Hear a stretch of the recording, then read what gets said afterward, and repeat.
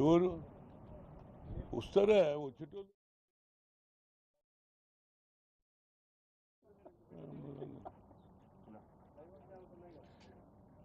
అందరు వచ్చి రారా పోయి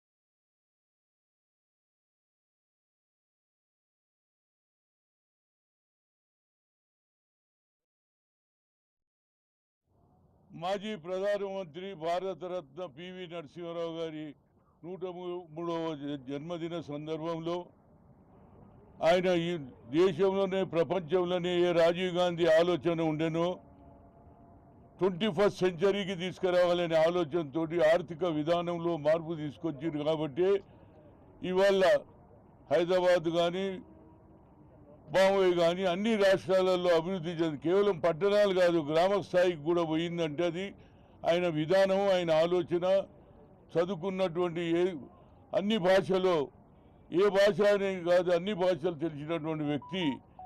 ఆయన చేసిన ఆలోచనలు ఫ్యూచర్లో కూడా నాకు ఒక అదృష్టం ఏంటంటే ఆయనను ఏఐసిసి అధ్యక్షుడు చేయడానికి మెంబర్షిప్ చేసి అదేవిధంగా నంద్యాలలో పోటీ చేసినప్పుడు నేను పిసిసి అధ్యక్షుడిగా పనిచేసిన అలాంటి అనుభవం కలిగిన వ్యక్తి. ఆ రోజులలో చెప్పే హనుమంత్ బడుగు బలైన వర్గాల గురించి కొట్లాడాలంటే సూర్యాపేటలో బహిరంగ సభ పెట్టాను, గ్రాండ్ సక్సెస్ అయింది. ఆయన ఎప్పుడు కూడా బడుగు బలైన వర్గాల గురించి ఆలోచించి అంతేకాదు ఆనాడు ఉన్నటువంటి ఇందిరాగాంధీకి చెప్పారు భూ సంస్కరణ అమలు చేయాలి.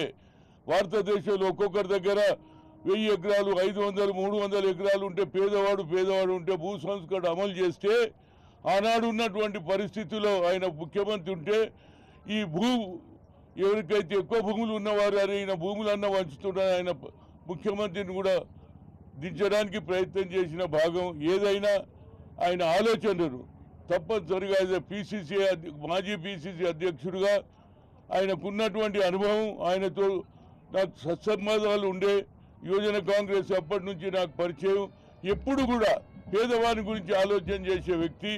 అందులో ఆనాడు అందరూ కూడా రాజీవ్ గాంధీ చనిపోయినప్పుడు అందరూ కూడా ప్రధానమంత్రి కావాలని ఆలోచన చేస్తే మా సోనియా గాంధీ కేవలం దక్షిణ ప్రాంతం నుంచి ఉన్న వ్యక్తి, ఆర్థిక విధానాలు తెలుసు. ప్రతి రెజల్యూషన్ కూడా వారే రాసేది ఏఐసిసిలో.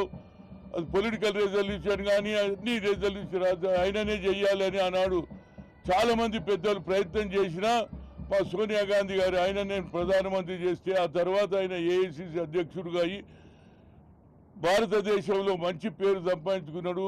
ఆయన ఆలోచనను ఫ్యూచర్లో కూడా అయితే మాజీ పిసిసి అధ్యక్షుడిగా తప్పనిసరిగా నా ప్రయత్నం చేస్తాం. ఎందుకంటే ఆయన అడుగుజాడల్లో ఇవాళ మా రేవంత్ రెడ్డి కూడా తప్పనిసరిగా ఆయన ఆలోచనను ఇంప్లిమెంట్ చేస్తాడు. అదేవిధంగా సోనియా గాంధీ గారు ఇచ్చిన 6 డిక్లరేషను ఏవైతే వాగ్దానాలు చేసిండ్రో ఆ వాగ్దానాలు పూర్తి చేస్తాం.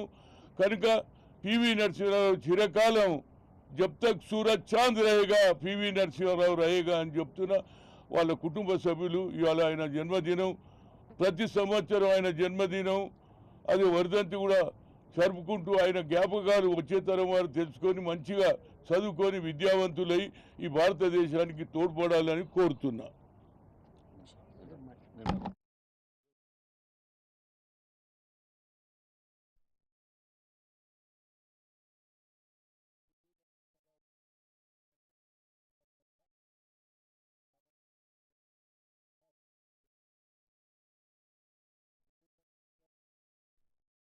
ఎన్ని చెప్పుకున్నా నేను ఒక రెండింటికి మాత్రం ప్రత్యేకంగా ప్రస్తావించదలుచుకున్నా. రచయితగా ఆయన చేసిన రచనలకు చాలా గొప్ప స్థానం ఉంది. ఒక గొల్ల రామవ్వ కథ